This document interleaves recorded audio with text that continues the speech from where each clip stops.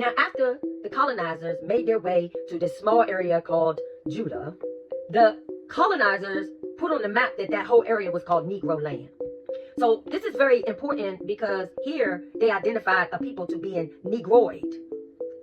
This is different than the people of Hamites. Big difference. So a lot of people are talking about the Ethiopian Bible being older than most Bibles out here. You have to understand that Ethiopia was very connected to Judah. Remember, the queen of Ethiopia was very fond of Solomon.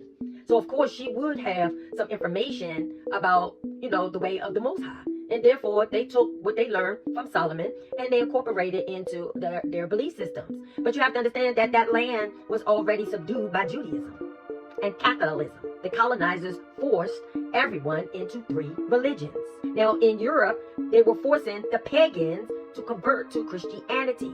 That was the main religion that was forced upon Europe to come out of the pagan practices that they were under. Basically, they were doing a lot of Baal worshiping.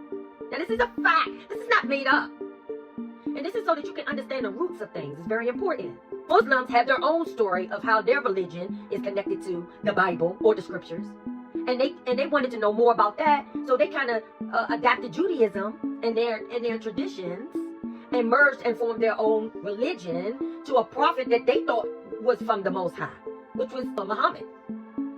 So, in fact, they came up with their own Messiah because they felt like this person was definitely, blessed by the Most High.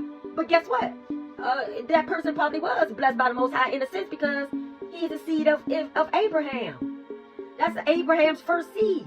The Most High said that that whole entire seed would be blessed as well. To be honest with you, they hold more of the values of the Most High than Judaism religion does, in my opinion. And I'm not promoting Islam because Islam still is a worship to traditions of men instead of following the way of the Most High. So then when we have Christianity out of Judaism and Islam is more than likely the closest to the way of the Most High.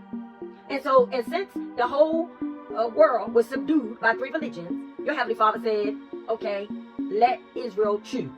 And this is the small, group of people that had congregated or had found their way to Negro land and named their area Judah. And this is the thing, Rome knew who and where they were because they were working closely with the Moors. And we know the Moors are Hamites.